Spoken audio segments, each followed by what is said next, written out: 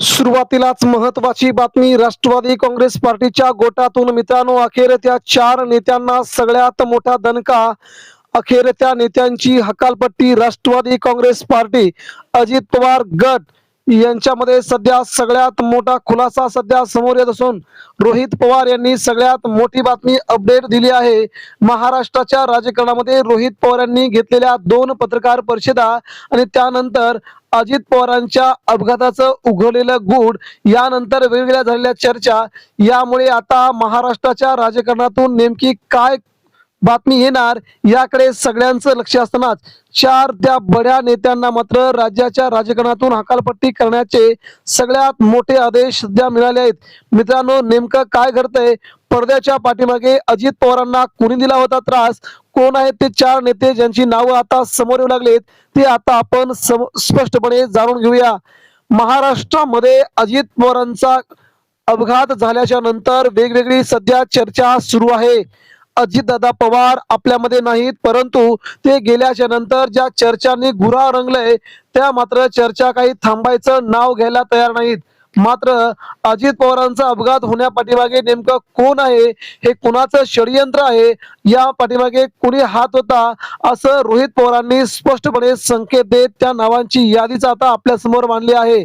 आणि या नेत्यांना सध्या राष्ट्रवादीत राहण्याचा बिलकुल अधिकार नसल्याचं सध्या सगळीकडूनच आता ठोस पावलं उचलावी यासाठी सगळीकडेच दबाव आणि प्रभाव स्वरूपात चालू आहे. संपूर्ण बारामतीसह पुणे जिल्ह्यामध्ये अजितदादा हे सगळ्यात आवडते आणि कामाचे नेते होते. कामाचा माणूस आज आपल्यामध्ये नसल्यामुळे दादांचा नेमका अपघात कसा झाला, घातपात कुणी केला, या पाठीमागे आता सगळ्यांच्या चर्चा सुरू झाल्या आहेत. परंतु रोहित पवार यांनी मांडलेली स्ट्रॅटेजी अतिशय 100% आता जवळजवळ खरी ठरत चालली आहे. कारण की ज्या प्रकारे रोहित पवारांनी आपली माहिती मांडली त्या प्रकारे राष्ट्रवादी काँग्रेस पार्टीच्या काही नेत्यांमुळेच अजित पवारांना उशीर झाल्याचं कित्येकदा त्यांनी स्पष्ट केलंय. राष्ट्रवादी काँग्रेस पार्टीचे नेते असणारे प्रमोद हिंदूराव यांनी तर सगळ्यात मोठा पुरावा सगळ्यांच्या समोर मांडलाय. यानंतर रोहित पवारांनी जी नावं समोर मांडलीत त्या नावाने तर राष्ट्रवादी काँग्रेस पार्टीमध्ये खळबळ उडवून दिलेली आहे. मध्यंतरी गुजरातमध्ये अहमदाबादमध्ये जो विमानाचा अपघात झाला त्या विमानाच्या अपघातामध्ये पायलटने स्वतःहून विमानाचं बटन स्विच ऑफ केलं होतं. जेव्हा बटन स्विच ऑफ केलं तेव्हा अचानकपणे विमानाचा स्फोट झाला आणि विमान खाली कोसळलं. तशाच प्रकारे अजितदादांच्या देखील अपघातामध्ये अतिशय प्रचंड मोठा खुलासा रोहित पवारांनी केलाय. तो वैमानिक झोपला होता का? पायलट झोपला होता का? झोपेमध्ये त्यांनी काही काम केलं का? की अजित पवारांना मारण्यासाठी त्याला काही कोणी दिलं होतं का? अशा प्रकारचे कठोर आरोप रोहित पवारांनी केल्याच्या नंतर मात्र वेगवेगळ्या चर्चा समोर आल्या आणि त्या चर्चेमधून मित्रांनो राज्याच्या राजकारणामध्ये नेमकी अजित पवारांना मुंबईतून पुण्याला जाण्यामध्ये कोणी उशीर केला या सगळ्या घोटाळ्यांचं पेव आता समोर आलंय. त्यामध्ये प्रफुल्ल पटेल यांनी त्यांच्या फाईलवरती सही करण्यासाठी अजित पवारांना पुण्यामध्ये थांबून घेतलं होतं आणि शेवटी उशिरा त्यांच्या फाईलवरती सही झाल्याचं प्रमोद हिंदूराव जे अजित पवारांचे सगळ्यात जवळचे नेते आहेत यांनी म्हटलंय.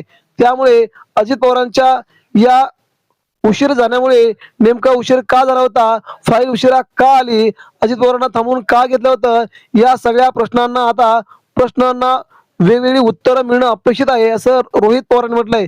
त्यानंतर रोहित पवारांनी जी नावं सांगितलीत ती नाव म्हणजे अजितदादांच्या या अपघाताला प्रथमतः जबाबदार आहे तो म्हणजे तो पायलट ज्याने अजित पवारांचा अपघात घडून आणला असा 100% संशय रोहित पवारांना आहे.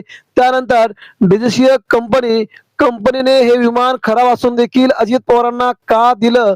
अजित पवारांच्या प्रवासासाठी नेमकं हे बिघडलेलं विमान मुद्दामून दिलं गेलं का? तर अजित पवारांचा ठरवून हा घातपात केलाय का? तर डीजीसीए कंपनीने त्यांना कोणी सांगितलं होतं? हे विमान अगोदर गुजरातला जाऊन आलं होतं, त्यानंतर मुंबईमध्ये येऊन ते अजित पवारांसाठी तयार झालं. नेमकं या पाठीमागे काय धोरण आहे हा देखील सध्या खुलासा करावा असं रोहित पवारांनी आपले स्पष्टपणे म्हणणे मांडले आहे. त्यानंतर मित्रांनो जेव्हा मुंबईतून विमान पुण्याला येत होते, पुण्याला येत असताना प्रचंड धुका आहे, मात्र विमान आलं तरी चालेल अशा सूचना ज्या अधिकाऱ्यांनी दिल्या तो अधिकारी नेमका कोण? त्या अधिकाऱ्यांशी कोणाची लागेबंद आहेत या देखील चौकशा झाल्या पाहिजेत। या तीन नावांचा खुलासा सरकारने करावा, केंद्र सरकारने करावा, यासाठी रोहित पवारांनी थेट देशाचे गृहमंत्री असणारे अमित शहा यांची भेट घेतली आणि अजितदादा पवार यांच्या अपघाताबद्दल, मृत्यूबद्दल थेट आंतरराष्ट्रीय कंपन्यांना ही पूर्णपणे चौकशी हातात द्यावी अशी मागणी थेट रोहित पवारांनी केली आहे। त्यामुळे अजित पवारांच्या मृत्यूमागे मोठं गौडबंगाल असल्याचं पुन्हा एकदा सिद्ध होत आहे।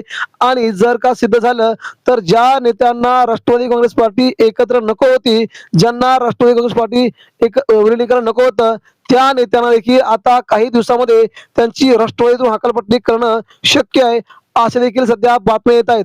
आणि आता मात्र सुनेत्रा पवार यांची पक्षाच्या राष्ट्रीय अध्यक्ष निवड होऊन त्या 4 नेत्यांची हकालपट्टी ठरली आहे। ते 4 नेते कोण हे संपूर्ण महाराष्ट्राला माहिती आहे।